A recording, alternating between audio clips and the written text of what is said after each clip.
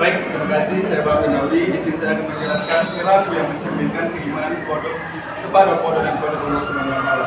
Perlu teman-teman ketahui, setelah kita mengetahui, mengenali, dan mempelajari apa itu kodok dan kodok Allah Subhanahu wa Ta'ala, kita sebagai manusia harus dapat mengimani, harus dapat mencerminkan perilaku yang mengimani kodok dan kodok Allah Subhanahu wa Ta'ala.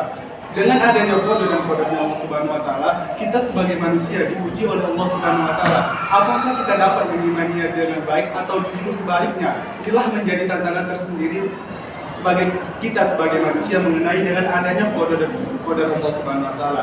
Jadi apa saja contoh perilaku yang mencerminkan beriman kepada kodok dan kodok Allah Subhanahu wa Ta'ala?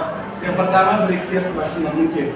Perilaku yang mencerminkan beriman kepada kodok dan kodok Allah Subhanahu wa Ta'ala adalah berikhtiar semaksimal mungkin atau berusaha dan bekerja keras.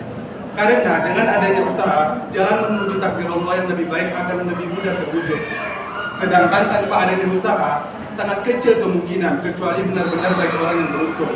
Perlu teman-teman ketahui, usaha juga harus dibarengi dengan sikap optimis. Bagaimana kita ingin melakukan usaha sementara kita saja tidak yakin bahwasannya usaha kita itu tidak diterima oleh Allah Subhanahu wa Ta'ala. Maka dari itu, ketika kita ingin melakukan usaha, timbulkanlah rasa optimis di diri kita dan buang rasa pesimis.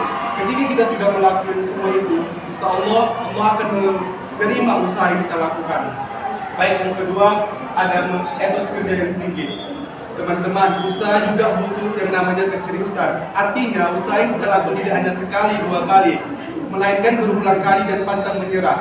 Orang yang terbiasa dengan bekerja keras, maka akan menjadi kebiasaan di dalam hidupnya. Dan terbentuklah karakter dengan tersendirinya. Nah, karakter inilah yang disebut dengan etos kerja, yaitu karakter pantang menyerah, profesional, dan bertanggung jawab. Yang ketiga, selalu berdoa. Teman-teman, usaha saja tidak cukup, harus juga dibarengi dengan doa. Perlu teman-teman ketahui, doa juga dapat mempermulus perjalanan kita menuju Allah, takdir Allah yang lebih baik.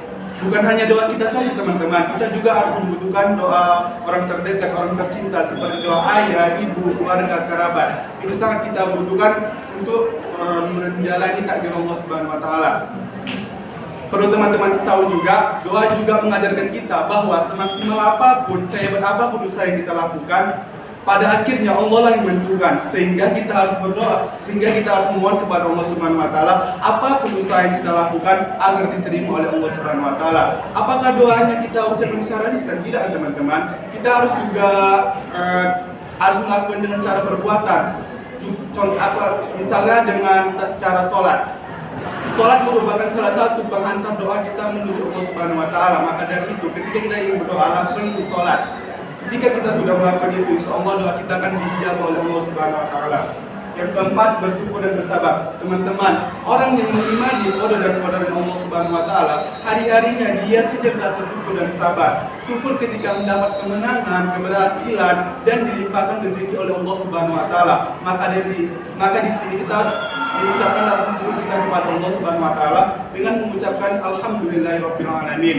Selain bersyukur, kita juga harus bersabar. Bersabar ketika mendapatkan ujian hidup, permasalahan, cobaan, dan lain sebagainya. Nah, ketika kita mendapatkan ujian hidup, permasalahan, disinilah iman kita diuji oleh Allah Subhanahu wa Ta'ala. Apakah kita dapat menghadapinya atau menyikapi dengan sabar atau sebaliknya? Perlu teman-teman ketahui, ketika kita menyikapi dengan sabar, maka Allah akan memberikan hikmah atau memberikan balasan yang lebih baik kepada kita. Teman-teman ketahui juga, Allah tidak akan memberikan cobaan di luar batas kemampuan kita. Allah memberikan kita cobaan karena Allah tahu kita itu mampu. Maka dari itu, ketika kita terkena musibah, cobaan, kita harus bersabar.